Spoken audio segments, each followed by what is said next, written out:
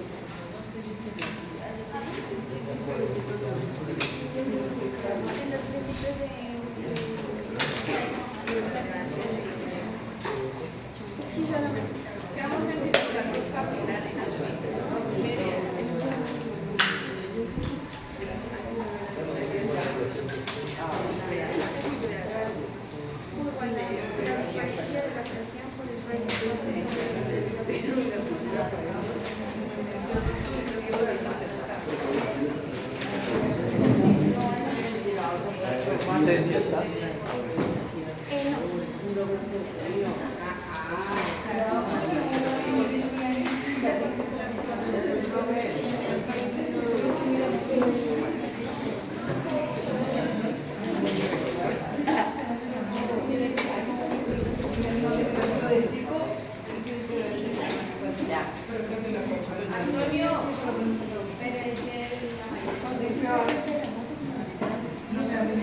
Creo que estábamos allí, ¿no?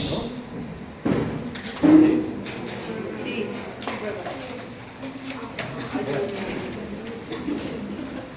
Entonces, juntando las dos ecuaciones, podemos llegar a la ecuación de resistencia.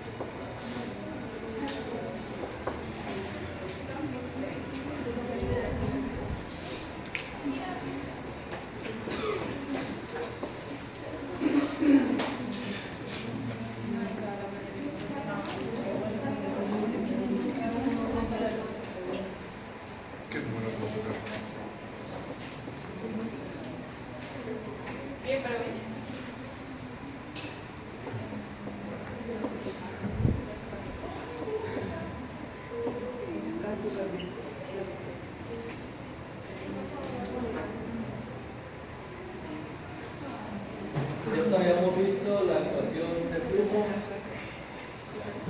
la habíamos ampliado a la ecuación analítica, en la que incluíamos el radio, la viscosidad y la longitud. Si despejamos de la primera ecuacióncita la resistencia, nos queda presión sobre flujo.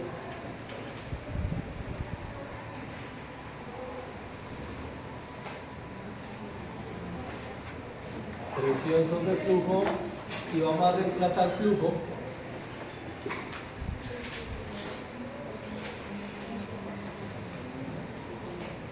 es todo esto.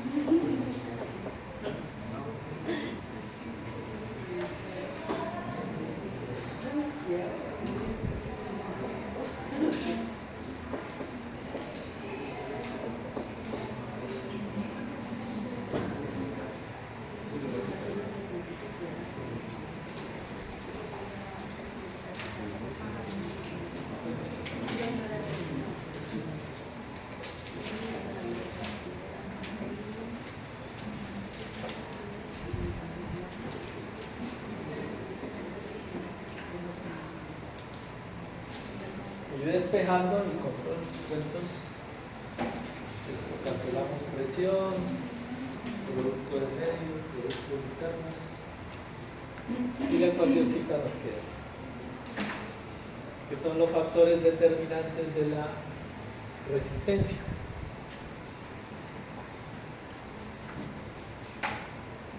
Depende de la viscosidad, de la longitud y el radio. Profe, ¿N es viscosidad? N es viscosidad, L es longitud y L es radio.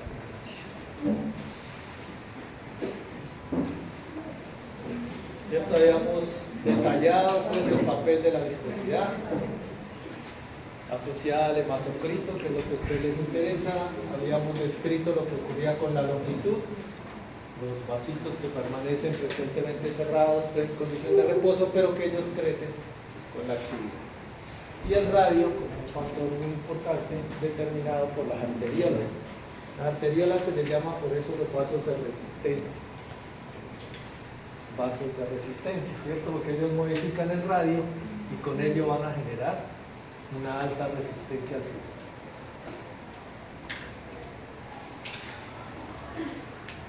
¿Cierto? Eso era más o menos lo que habíamos visto en el último pedacito.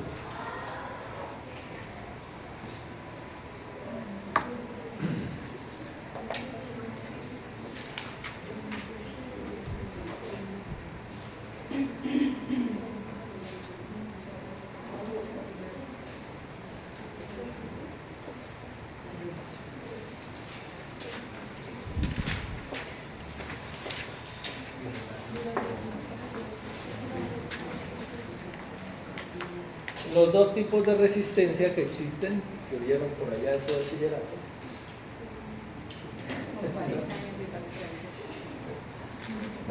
Vamos a encontrar dos tipos de resistencia en nuestro cuerpo. Resistencia en serie y resistencia en paralelo.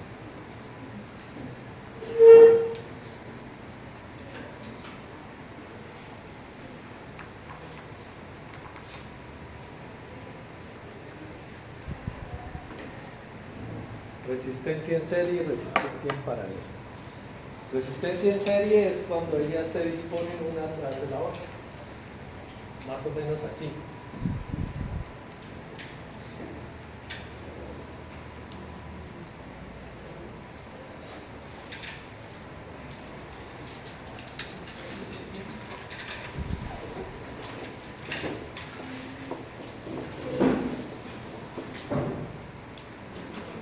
¿Cierto? Una detrás de la otra.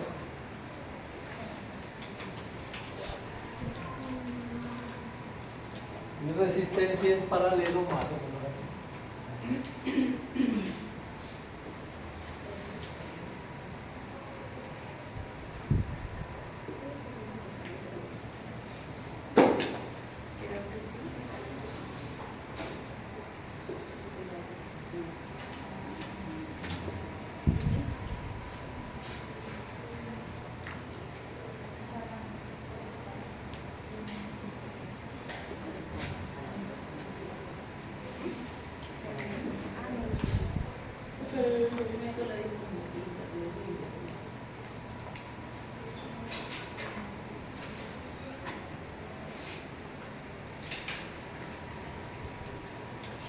Por ahí discurre el flujo.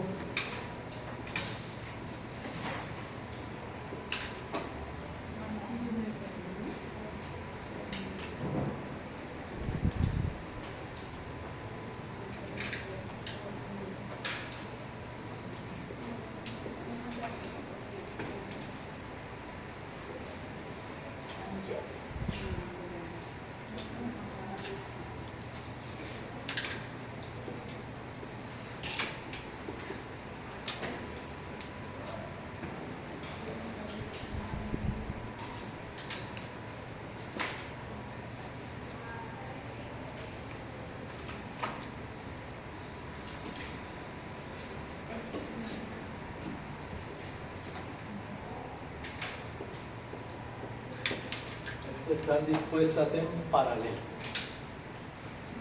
y aquí en serie una tras de otra. Entonces son dos disposiciones, las dos disposiciones las tenemos presentes en nuestro organismo y ejercen sus efectos sobre el flujo de manera diferente. Entonces, para un sistema de resistencia dispuesto en serie, digamos que la resistencia total de este sistema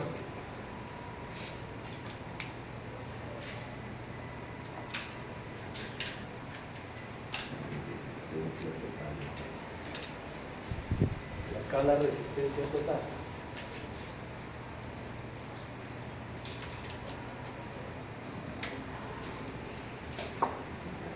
resistencia total de este sistema, resistencia total de este otro.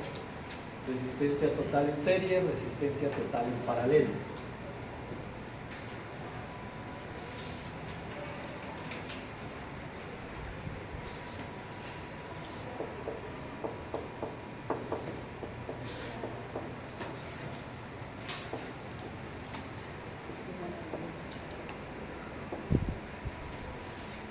Para este sistema, la resistencia total es igual a la sumatoria de las resistencias individuales.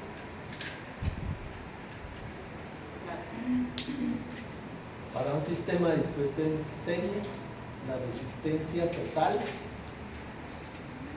es igual a la sumatoria de las resistencias individuales.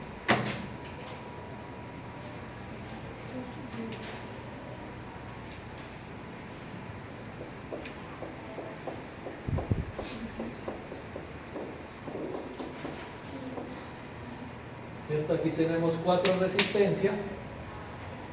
La resistencia total será R1 más R2 más R3 más R4.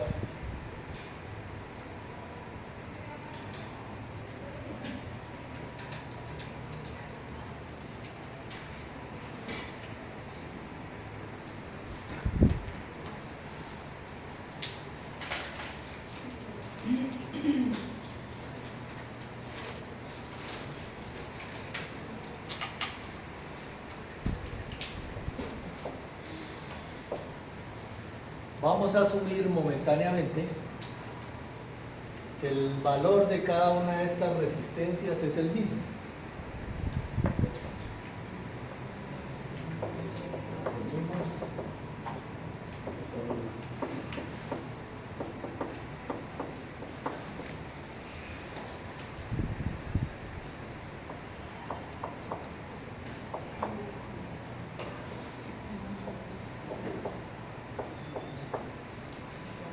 ¿Cierto? Si todos tienen el mismo valor, al final será 4 veces R1. 4 veces R1. Esto nos permite comparar cómo se comporta la resistencia total con respecto a la resistencia individual. Es decir, quién tiene mayor valor o mayor magnitud. Nos permite comparar cómo se comporta la resistencia total con respecto a la resistencia individual. O sea, cuál es más grande con respecto a la otra, cuál es menor. Aquí, cuál tiene mayor valor.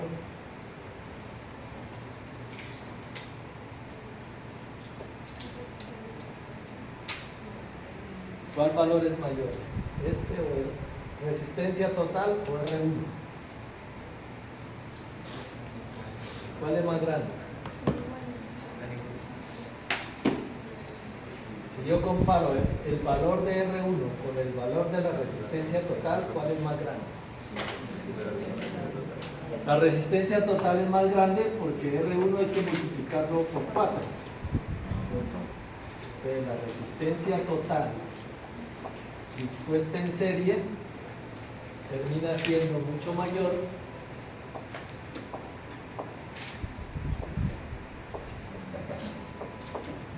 que cualquiera de las resistencias individuales.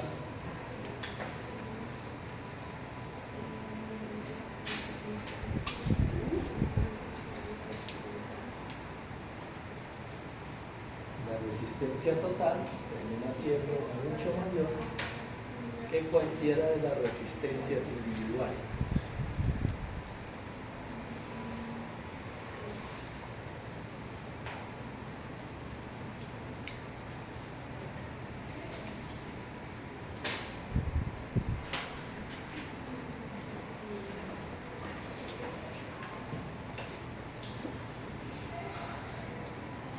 Listo, hagamos el paralelo con respecto a la distribución en paralelo.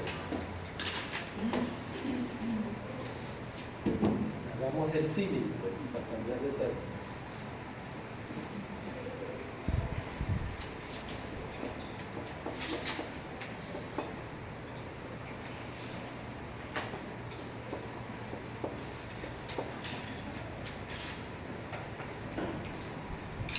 Para un sistema dispuesto en paralelo,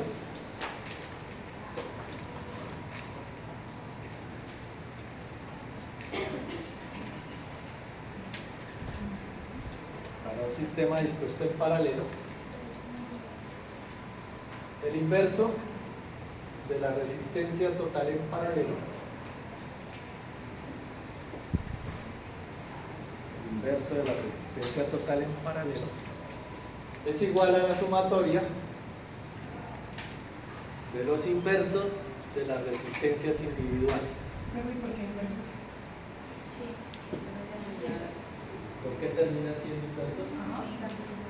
Por la disposición. ¿Los inversos de la qué? De las resistencias individuales.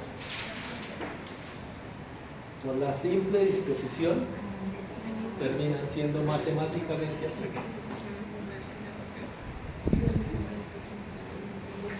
Igual que la resistencia eléctrica, ¿no? Las resistencias eléctricas de estas de aquí también se disponen en serie o en paralelo. De hecho, la analogía parte de allá, ¿no? De los fenómenos eléctricos, desde allá de donde se toman estas conclusiones. Entonces, ¿cómo nos quedaría aquí?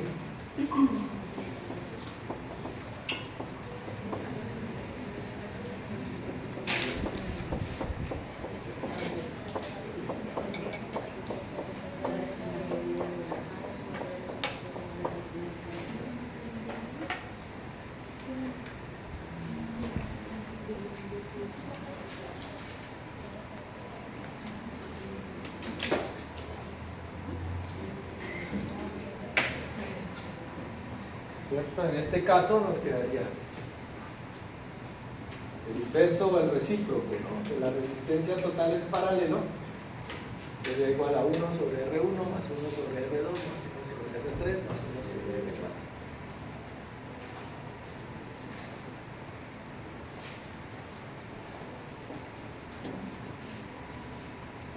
Así como hicimos acá, vamos a asumir que los valores son iguales, que las magnitudes son iguales. Esto para poder comparar cómo se comporta la resistencia total con respecto a la individual. Entonces tendríamos para este caso igual a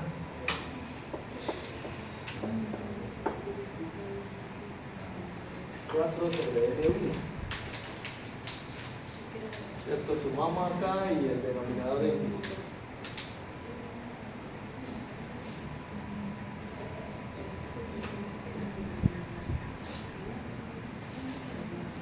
nos interesa comparar la relación entre la resistencia total y la resistencia individual, igual que hicimos acá. ¿Cómo se comporta la resistencia total con respecto a la individual? Entonces vamos a despejar aquí.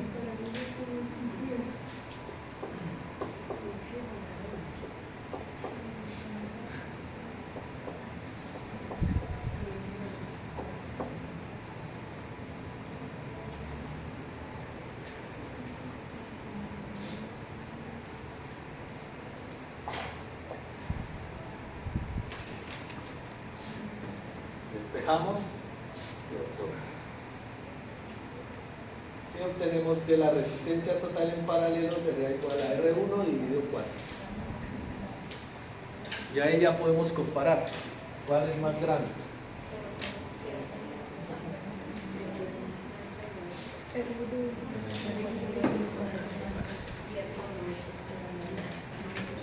¿Cuál es más grande?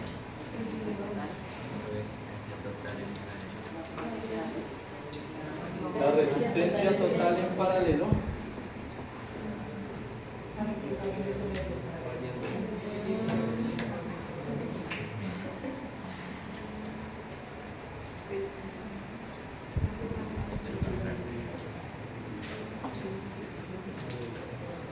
termina siendo mucho menor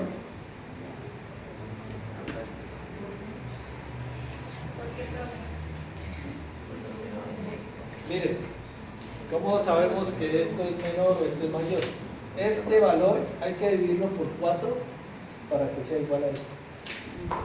Si aquí son 5 resistencias, 6, 7, 8, 9, 10 resistencias, pues este se hace cada vez más chiquito. ¿Sí?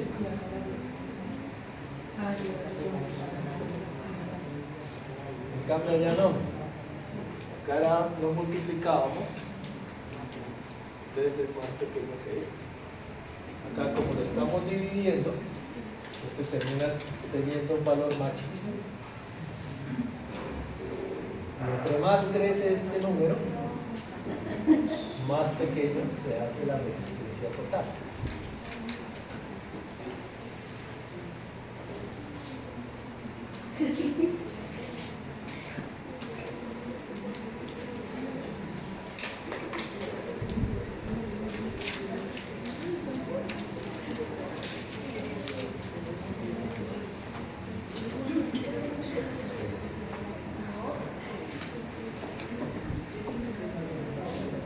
Entonces, moraleja, resistencia total en serie termina siendo mucho mayor que cualquiera de las resistencias individuales, o sea, cualquiera de estos valores. Y para el caso de la resistencia total en paralelo, la resistencia total termina siendo menor que la resistencia individual. ¿Cuál afecta más el flujo?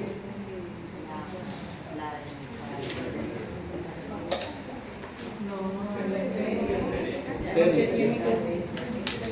Tiene la mayor resistencia, afecta el flujo. Aquí hay mayor resistencia, afectará el flujo. Y hay menor resistencia, favorece.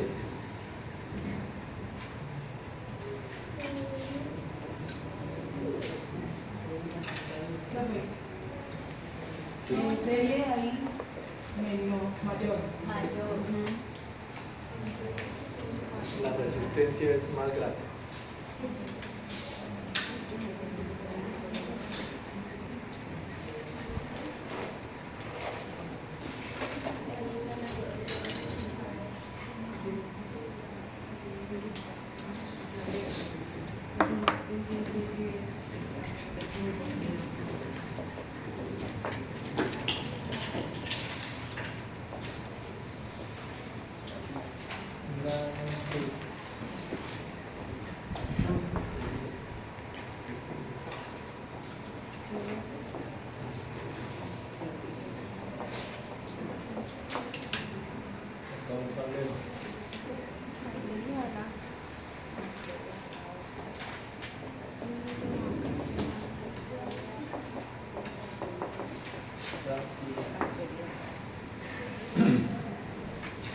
Cuando hay una disposición en serie, una tras de otra, Cuando pasamos de la arteria aorta a arterias grandes, arterias pequeñas, arteriolas, metaarteriolas, capilares. Una tras una. En serio.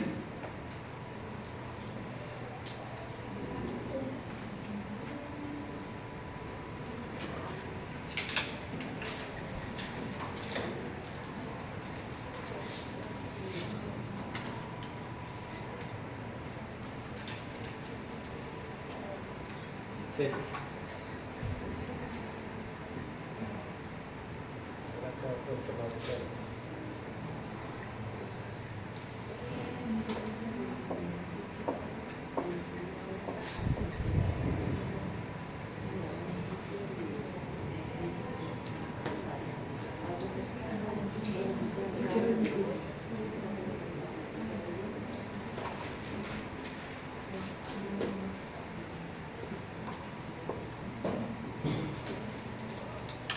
Y encontramos una disposición en paralelo cuando una arteria entra a un órgano, una estructura, digamos, al músculo, al pulmón, al riñón, lo que quiera. Y esta se subdivide, ¿cierto? Y esta vuelve y se divide por acá.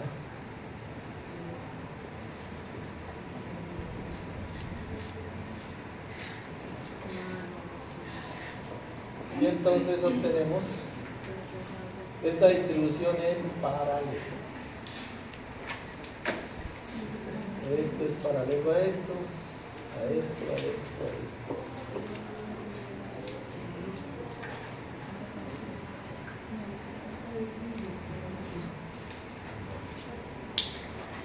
Distribución en serie y en paralelo. Resistencia.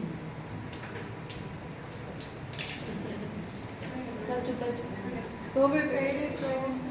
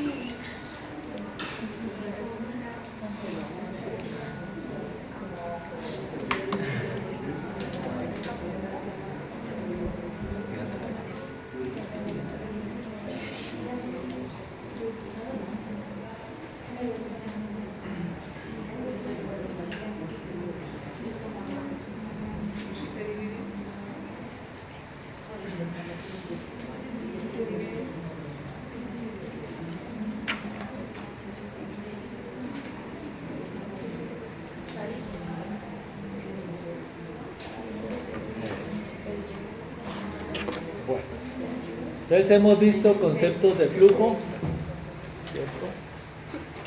Ya vimos flujo, resistencia,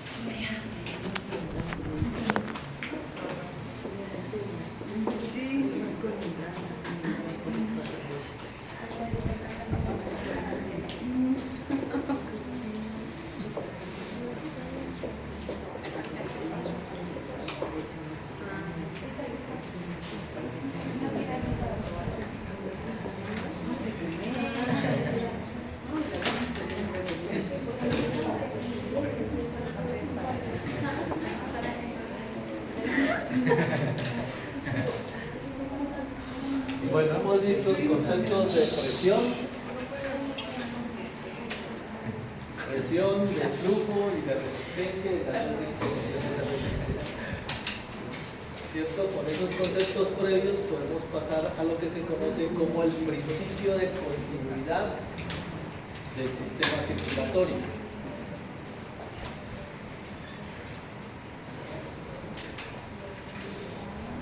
Principio de continuidad del sistema circulatorio. Entonces resulta que la sangre siempre está en continuo movimiento, ¿cierto? Siempre está moviendo, porque la estasis, es decir, cuando queda quieta, pues produce alteraciones en el flujo y en el funcionamiento de las células sanguíneas, ¿cierto? Produce coagulación, trombosis. Entonces ella siempre está en continuo movimiento, no se detiene. Entonces miren qué fácil entender que la sangre se mueve cuando el ventrículo se contrae, ¿cierto? Se contrae y empuja sangre. Pero ¿qué pasa mientras el corazón descansa? La sangre no va a parar, sigue moviéndose y sigue moviéndose por puros conceptos biofísicos o físicos, de pura física, de décima, o sea, básicamente.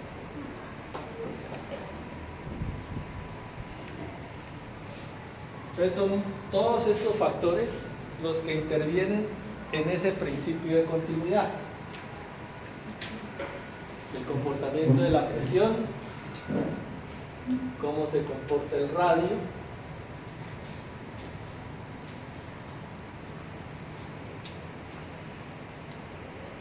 cómo se comporta el área de sección transversal total,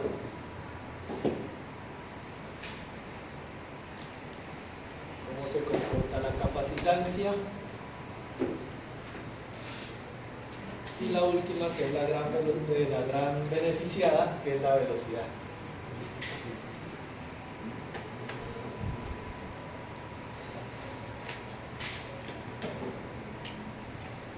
Entonces son un conjunto de factores, todos ellos intervienen en su medida para permitir que la sangre siempre esté moviendo.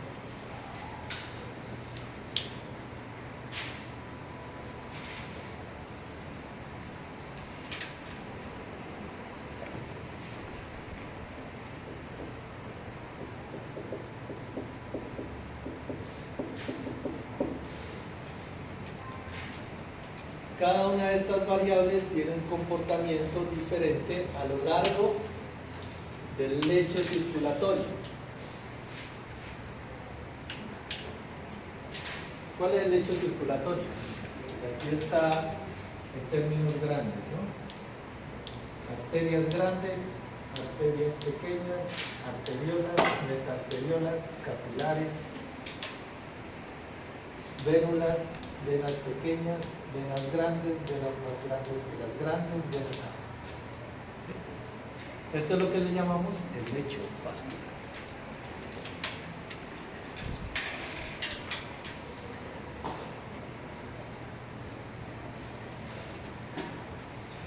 Saquen la foto y ya. Entonces vamos a detallarlos uno por uno.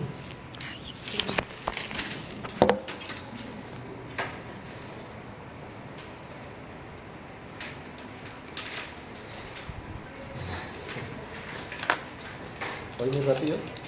Sí. Okay. Que hay que recuperar el viernes.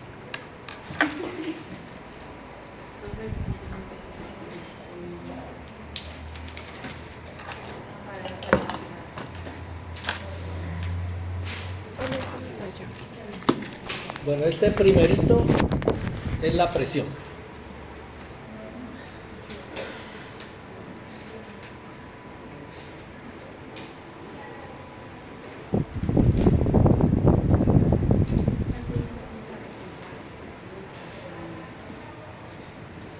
Entonces, los grandes vasos, allá en la aorta y tal, la presión subía y bajaba, ¿cierto? Fluctuaba. ¿Entre qué valores?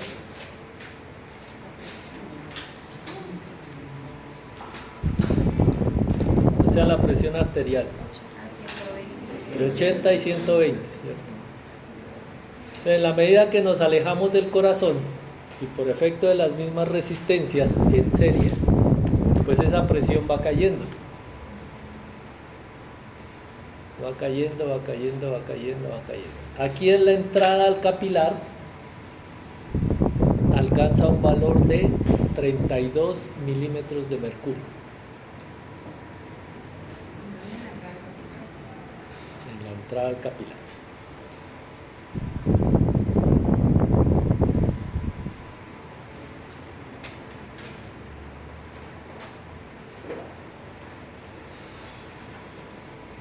Esto va disminuyendo la presión y en la entrada al capilar alcanza un valor de 32 milímetros de mercurio.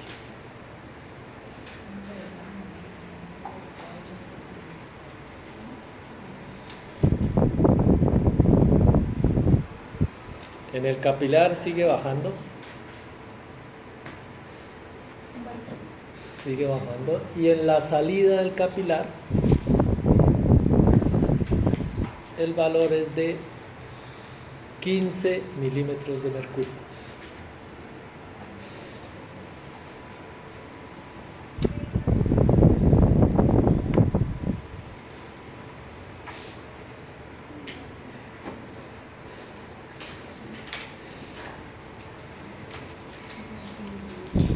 Sigue bajando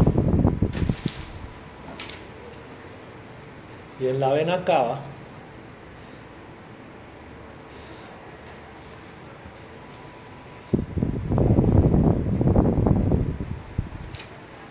tiene un valor de 2 milímetros de mercurio. 2.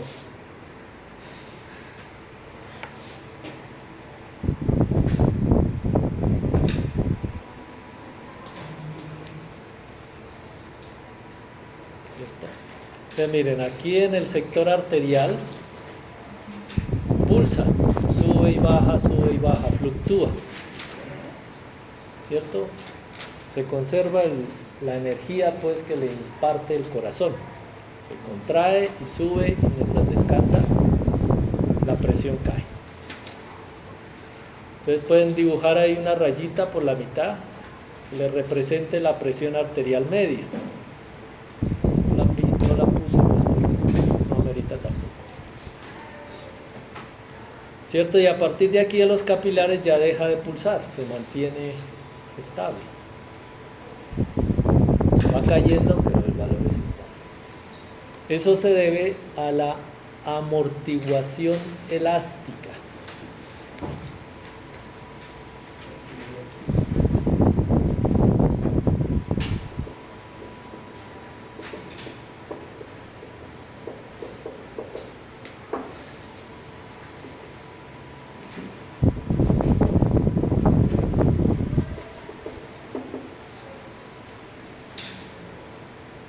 Se va amortiguando esa presión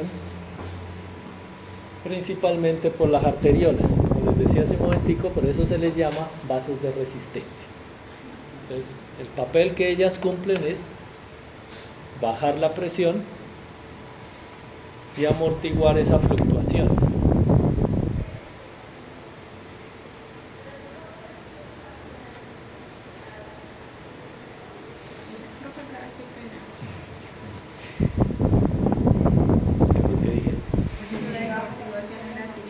La amortiguación elástica se debe a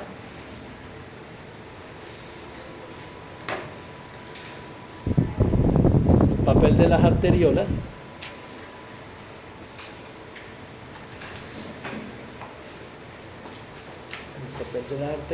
que amortigua la fluctuación de presión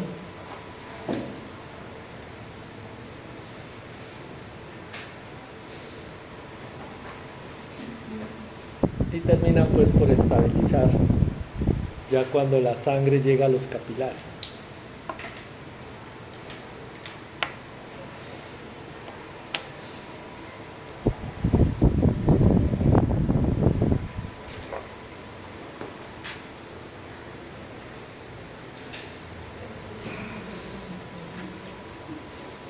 Moraleja, la presión va cayendo. ¿Tiene un valor de cuánto aquí? De 32. Y acá 15. Listo, es lo que hay que saber. Y ustedes ven aquí el flujo no pulsa, no varía en el sector venoso, mientras que acá en el sector arterial sí está pulsando, ¿cierto? Y las arteriolas, bueno, y toda la capa muscular del sector arterial va amortiguando esta fluctuación de presión, ¿cierto? Pero la presión va cayendo. Le sigue el radio. ¿Cómo se comporta el radio? En los grandes vasos, en los capilares y en los grandes vasos, en las venas. Entonces, este es un esquema relativo, pues, de cómo sería el radio en el sector arterial. Tendríamos un radio grande.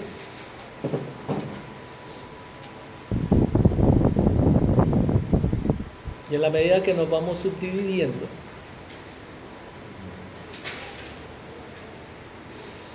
pues el radio se va haciendo más chiquito para ser mínimo en los capilares.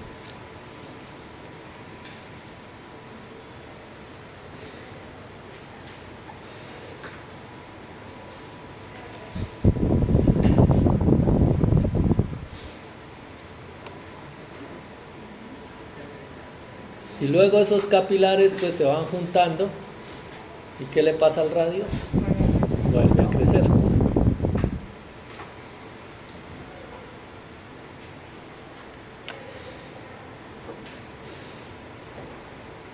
Es lo que está representando el muñeco de arriba.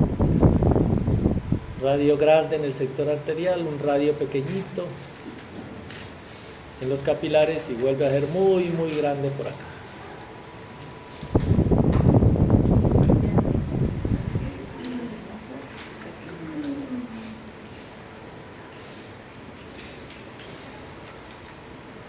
Esa campana que ven aquí me está representando el comportamiento del área de sección transversal total a lo largo del lecho vascular.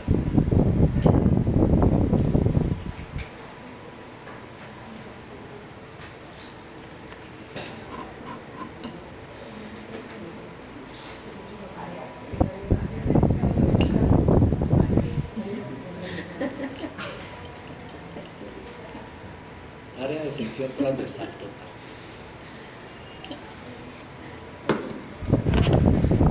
¿Qué es eso?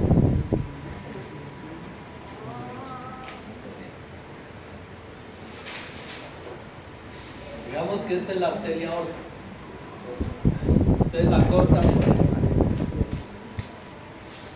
Esto que ven por aquí es el área, la sección.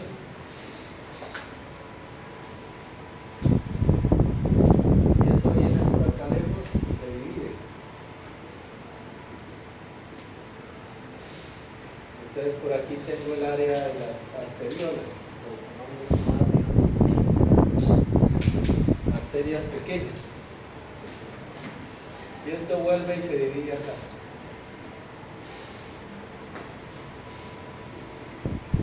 Y acá lejos podría tener el área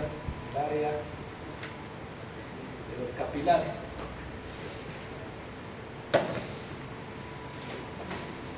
Arteria aorta, arteriola, etcétera, hasta llegar a los capilares, o sea, muchas áreas.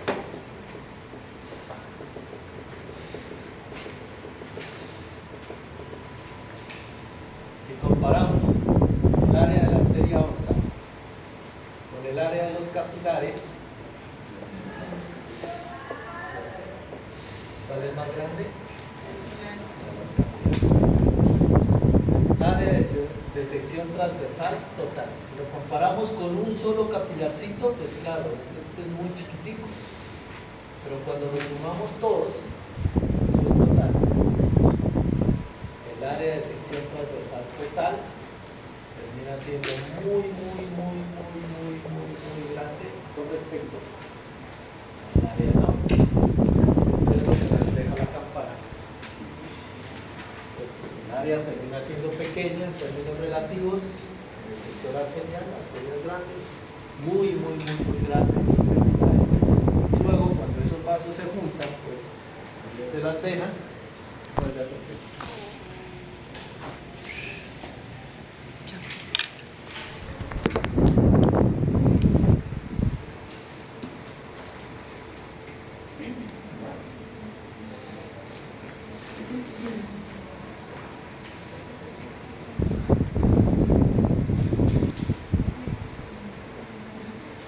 Sigue la capacitancia.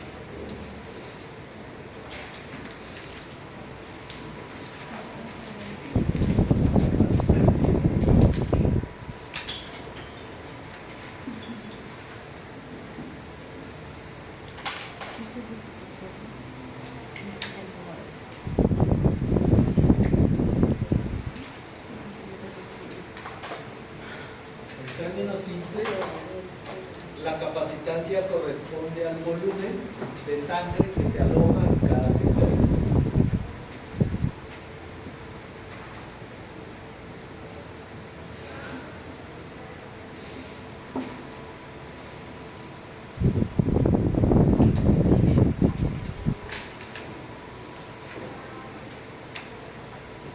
Entonces, en el sector arterial el volumen es pequeño.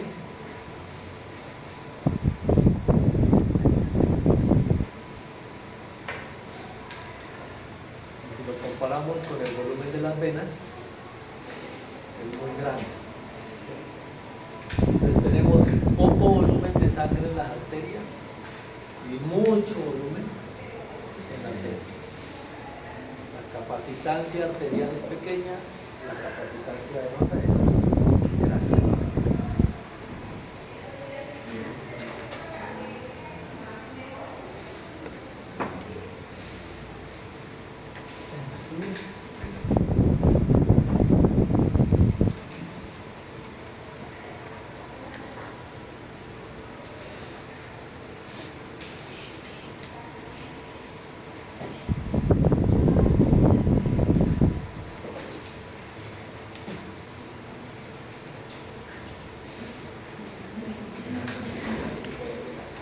Y la última variable, la que se beneficia de toda esa disposición previa que vimos, ¿cierto? Del comportamiento del radio, de la presión, del área de sección transversal total y la capacitancia, se ve claramente en el comportamiento de la velocidad.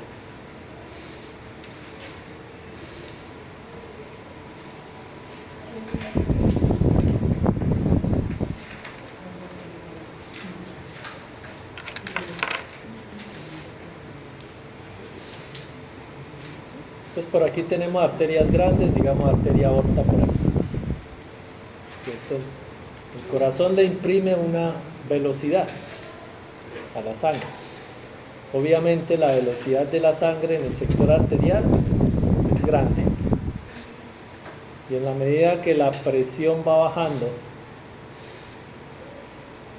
y la resistencia en serie aumentando, la velocidad cae.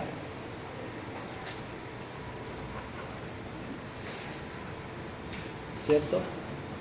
Tenemos una gran velocidad en la salida del corazón y esto va cayendo para ser mínimo en los capilares. La resistencia en serie va aumentando, ¿cierto? Porque estamos en serie. Vamos pasando de arterias grandes, arterias pequeñas, arteriolas, metaarteriolas, capilares. Esto ejerce una resistencia. En este sentido, aquí lo pueden ver claramente. Como aquí el radio es grande y el radio se va haciendo más pequeño, la resistencia va aumentando por la disposición en serie. Esto es en serie. ¿Y qué? Y entonces la velocidad va bajando.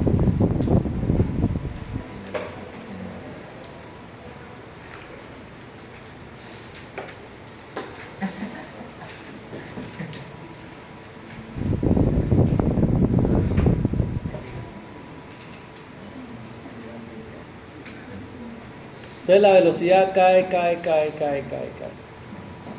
Se necesita que la velocidad sea mínima en los capilares, pues para hacer el intercambio de nutrientes y de sustancias, entre otras cosas.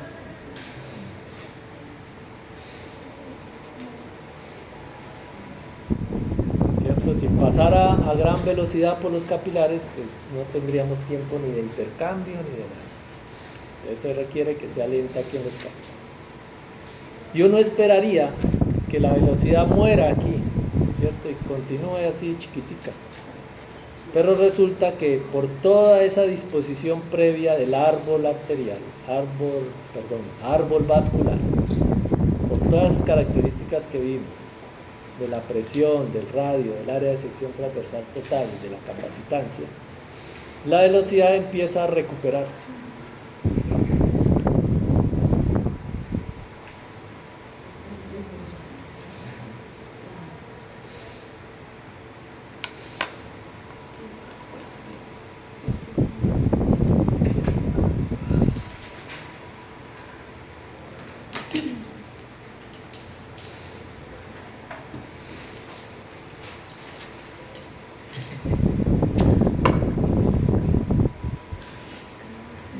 La velocidad cae hacia los capilares y empieza a recuperarse. Ese es el gran beneficio de esa disposición del árbol vascular.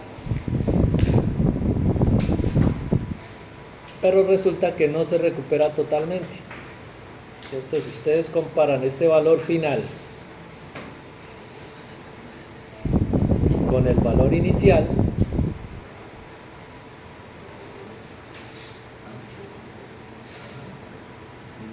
pues hay una diferencia aquí.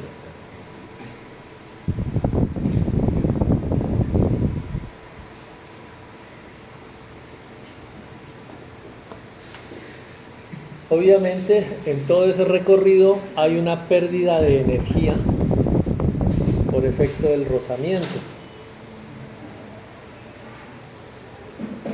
de la sangre con las paredes. Vamos perdiendo energía, obviamente, en todo ese recorrido. Entonces, esta energía que se pierde aquí es la que tiene que recuperar el corazón en el siguiente latido.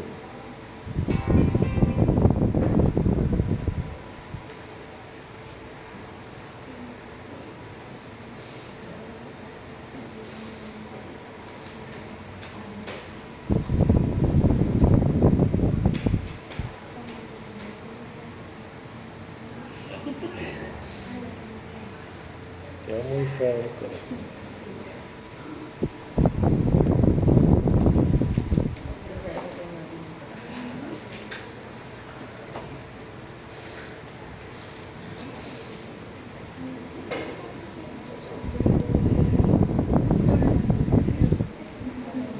¿No dormí anoche?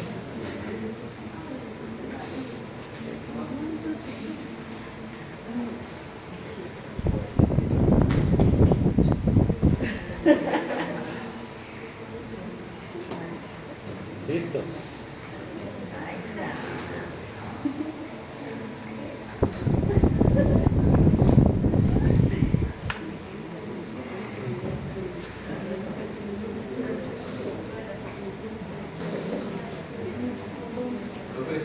Sí.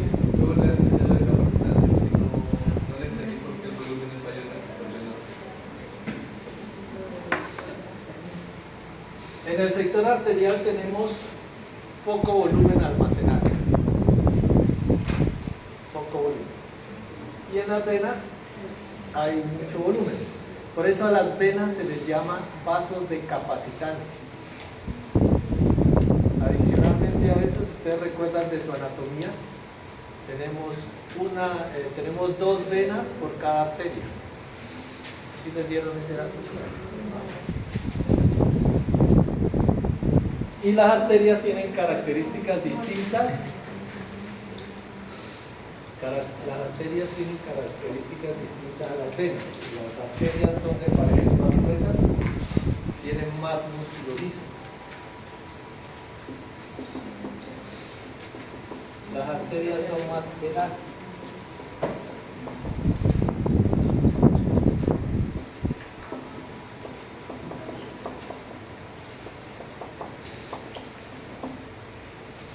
arterias son más elásticas. Entonces ellas rápidamente regresan a su condición de reposo, como una banda de caucho. Usted lo estira y él rápidamente regresa a su condición de reposo. Entonces le llega sangre y luego se contrae y saca la sangre a otro lugar. Mientras que las venas son más distensivas, es decir, se dejan llenar.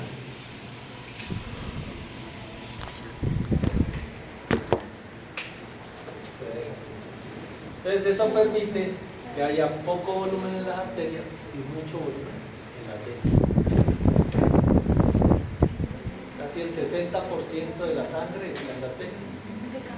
Las arterias más poquito, hay más poquito, ahora les doy lo para.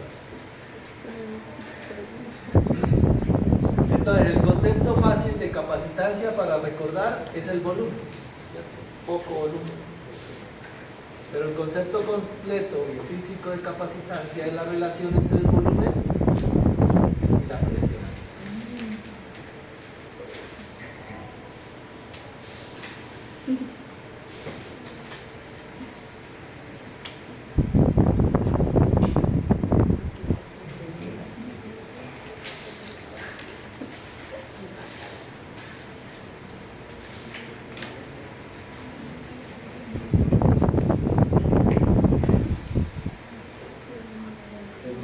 Se aloja en las arterias por cada unidad de presión aplicada.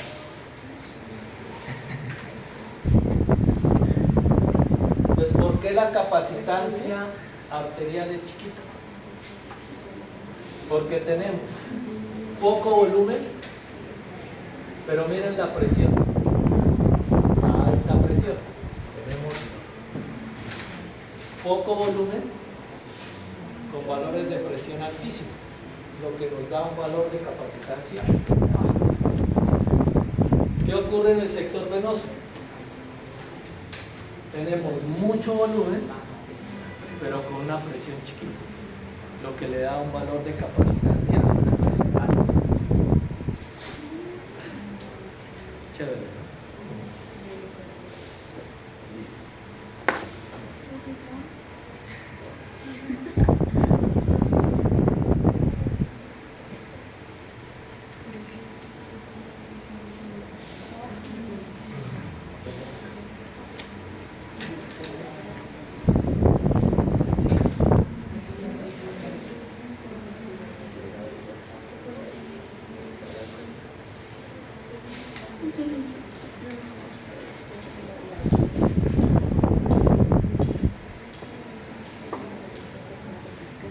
Adicionalmente a todos esos factores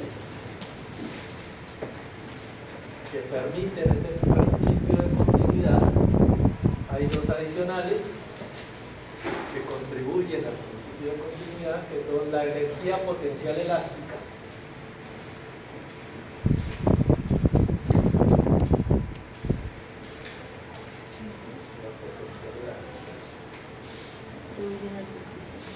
que se almacena en el músculo liso arterial, que se almacena en el músculo liso arterial durante la sístole.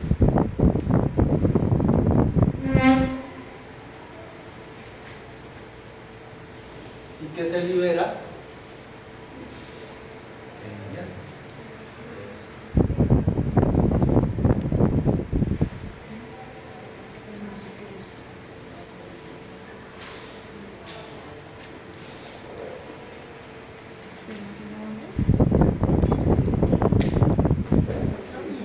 No me pidan que le repita, músculo liso arterial.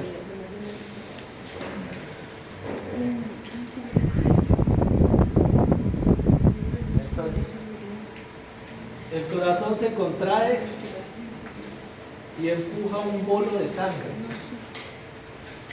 lo que distiende la arteria.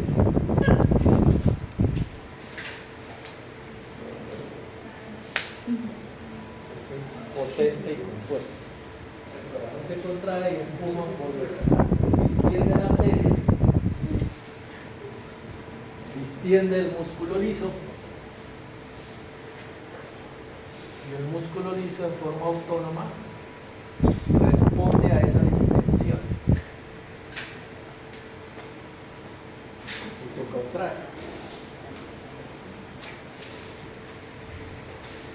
Y empuja la sangre hacia adelante.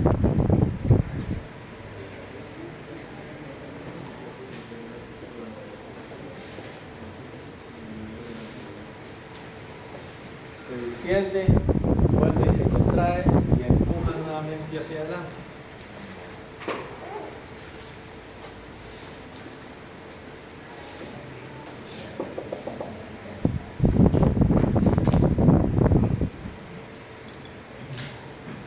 Mientras el ventrículo descansa, las arterias trabajan.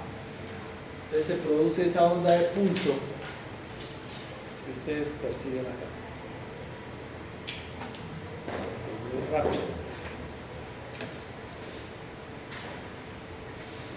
Energía potencial de gestión. Otro fenómeno que contribuye a que la sangre esté continuamente moviendo. Y otro factor no menos importante,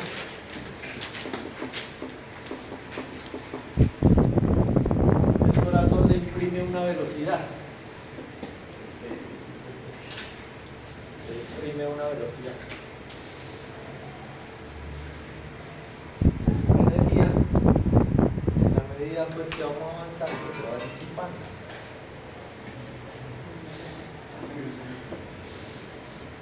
La medida que va avanzando por acá.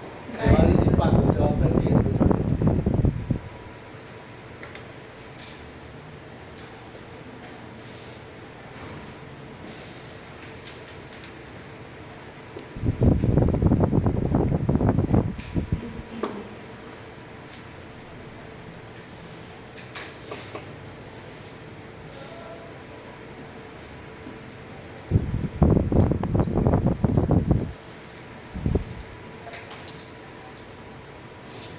Por eso la sangre se mueve.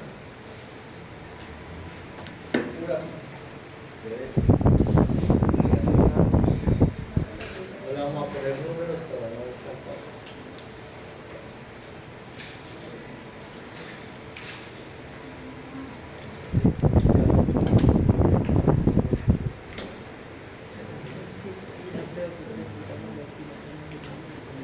Así. Vamos a ver qué sí. Bueno, a los que les gustan los números y los valores, les voy a dejar en la página una tabla, pues para que lo referencien y miren, ¿no? Los valores de presión, los valores de volumen, cierto que hay en cada sector. Es una tabla grande, eso no se lo van a aprender, porque eso no se lo aprende nadie. Es más fácil recordar esta imagen relativa.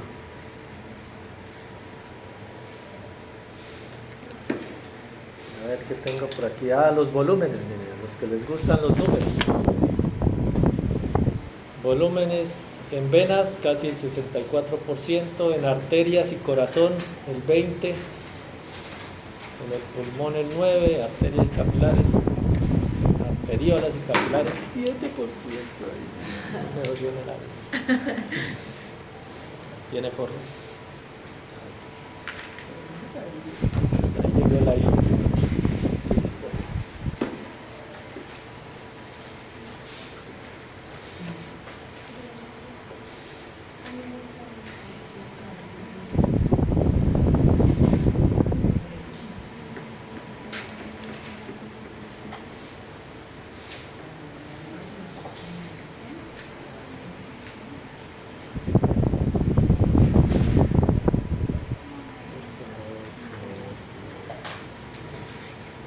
Esto ya no.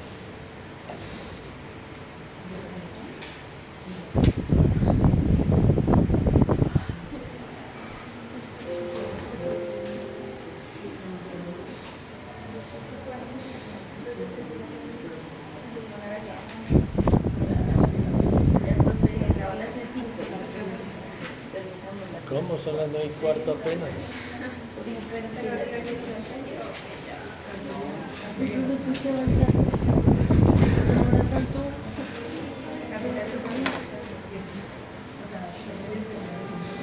Es que estamos, nos falta mucho.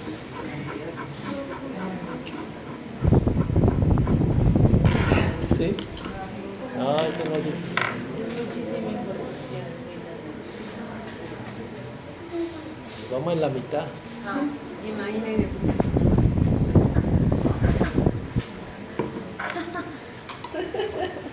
¿Cuándo es el parcial? El lunes.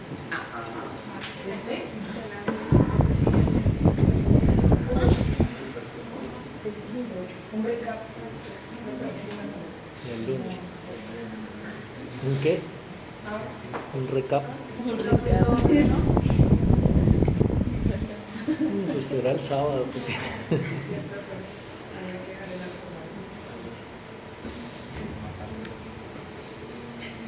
Eso es muy fácil. Bueno, fácil no es.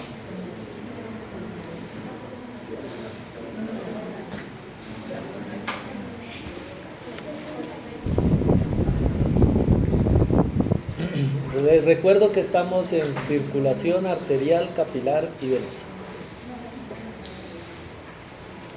Y vamos a adentrarnos momentáneamente en la microcirculación y el intercambio capilar.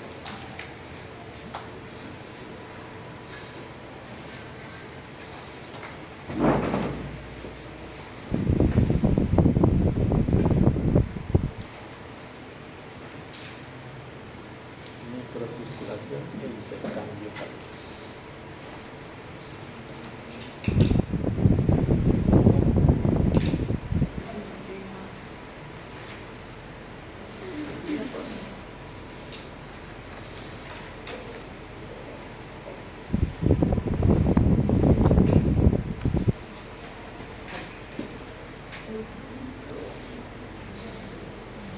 Bien, el intercambio de sustancias pues ocurre a nivel de los capilares, ¿cierto? En una estructura que llamaremos la unidad microcirculatoria.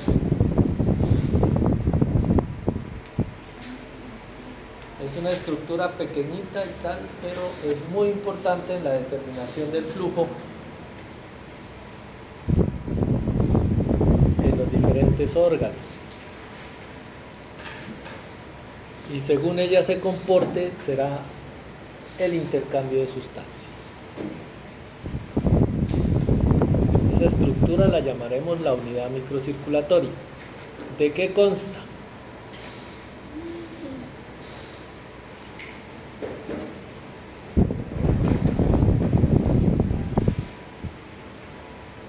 La unidad microcirculatoria consta de arteriolas,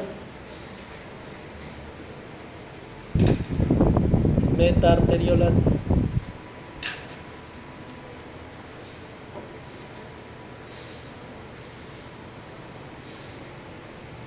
esfínter precapilar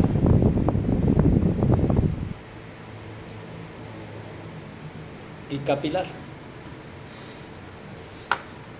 He descrito aquí el músculo liso de cada una de estas estructuras y la inervación que presenta cada una de estas estructuras si es que la tiene.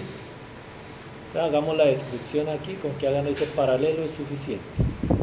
Las arteriolas tienen dos capitas de músculo liso.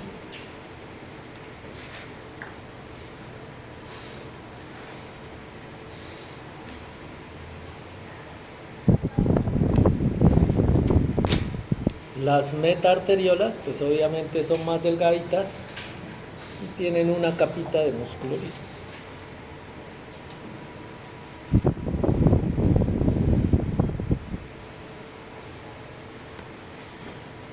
Los esfínteres precapilares son dos anillos, un par de anillos de músculo liso que obviamente pues, están antes de los capilares.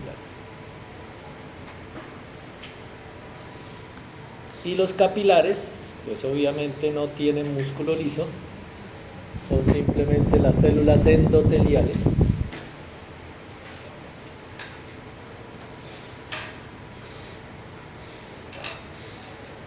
que tapizan la membrana basal o descansan en una membrana basal.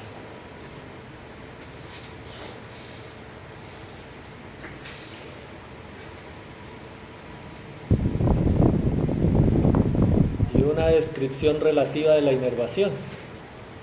Las arteriolas pues tienen más músculo liso y por lo tanto tendrán una inervación simpática alta.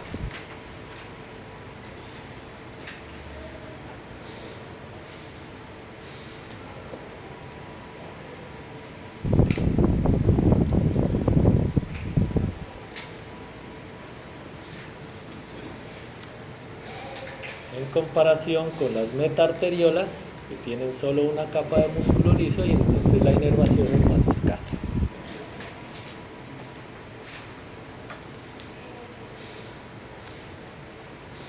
Los esfínteres precapilares son dos anillos de músculo y no poseen inervación. No poseen inervación. Y ellos se contraen o se relajan dependiendo de la concentración de sustancias.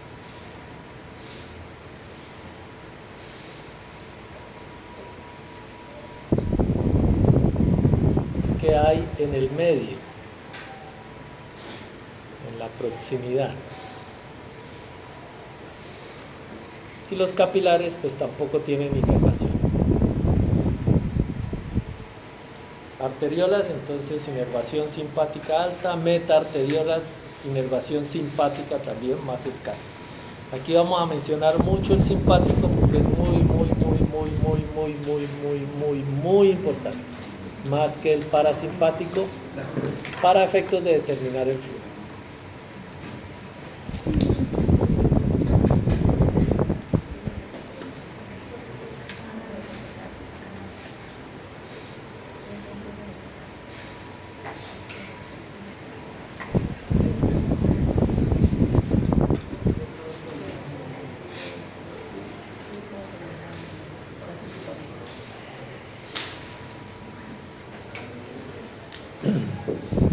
En esa unidad microcirculatoria vamos a controlar el flujo hacia diferentes órganos.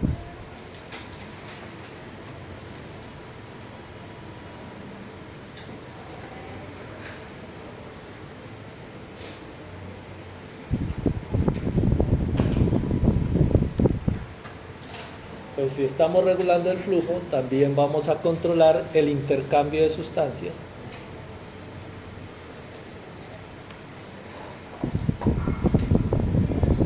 Flujo, intercambio. Y además, esa unidad microcirculatoria actúa como una llave de paso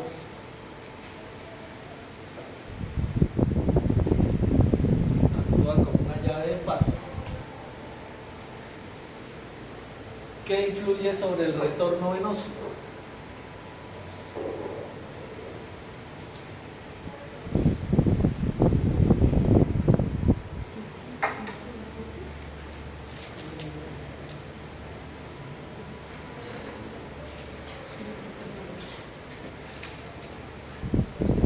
Ustedes tienen el corazón, arterias, capilares, ¿cierto? Arterias, capilares, digamos el circuito cardiovascular.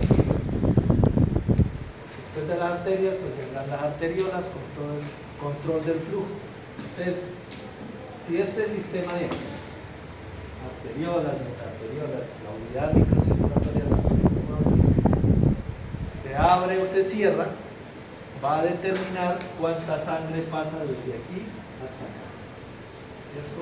Actúan como una llave de paso. Van a definir la sangre que pasa de aquí hasta acá.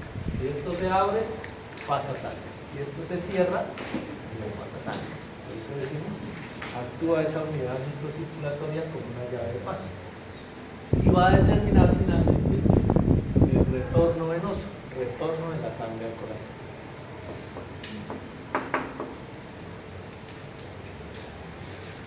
Y lo que sale, ¿cómo se llama? Cuando el sistema está en equilibrio, cuando el retorno es igual al gasto.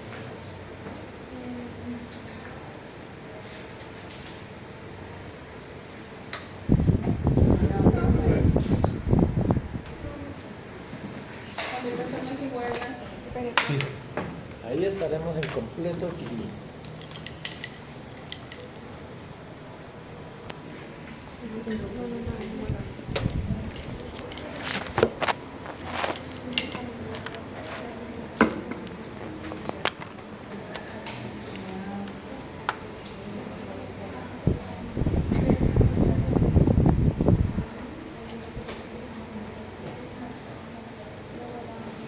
Con esta diapositiva los dejo descansar, pero terminemos. ¿Cómo regulamos el flujo? Lo vamos a regular a través de estos 4 mecanismos.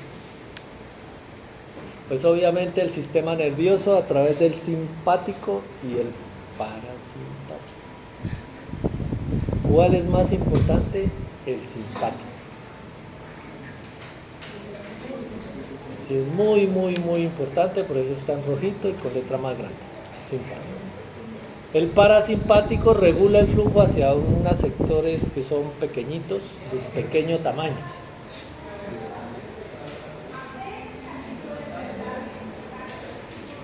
Entonces cualquier variación de flujo a esos... Yo, hermano. Yo.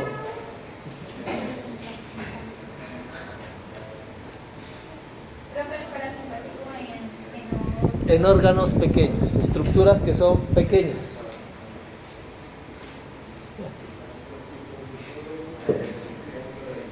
En cambio el simpático lo hace sobre estructuras que son grandes, ya las vemos. Por eso es su importancia. A través de hormonas,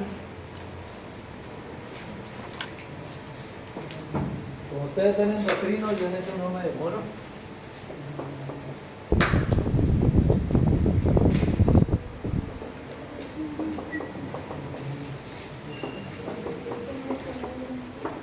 Este que ya lo vimos.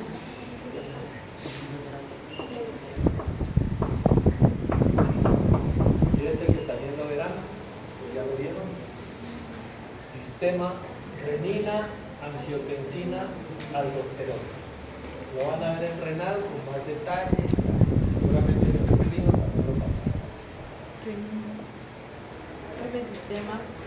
Sistema renina. Voy a escribirlo.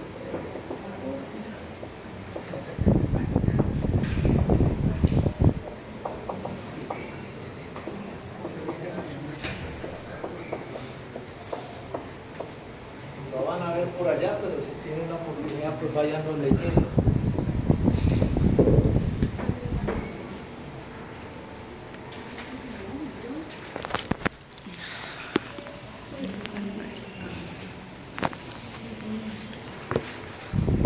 Metabolitos de acción local.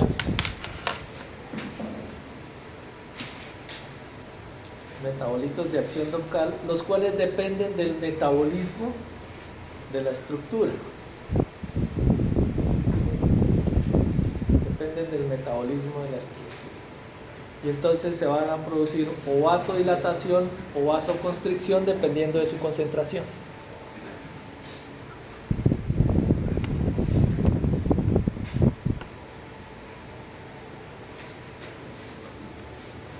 Y esta que ya la conocen, que es la respuesta miogénica.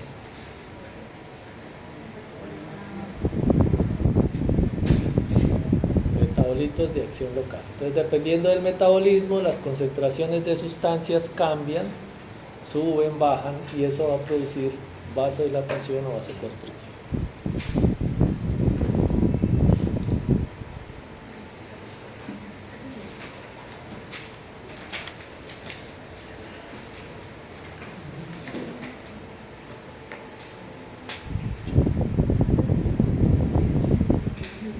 El intercambio a través de difusión, ósmosis, pinocitosis, que ya los vimos por allá lejos, y filtración y absorción. En este nos vamos a demorar un poquito. Filtración y absorción porque es muy importante.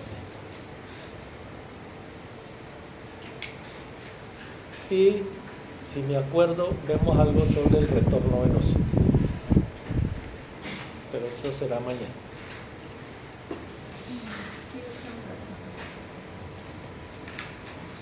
¿Listos?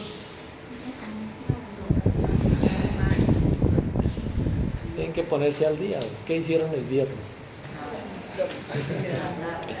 Trabajar. Sí. Ah, sí, muy duro. La otra, beber el viernes.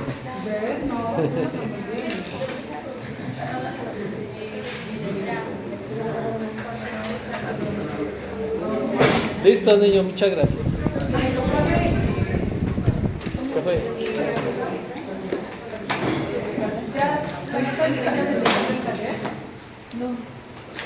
¿La del 20? ¿Cómo que 20? ¿La del 20? Corte. 40.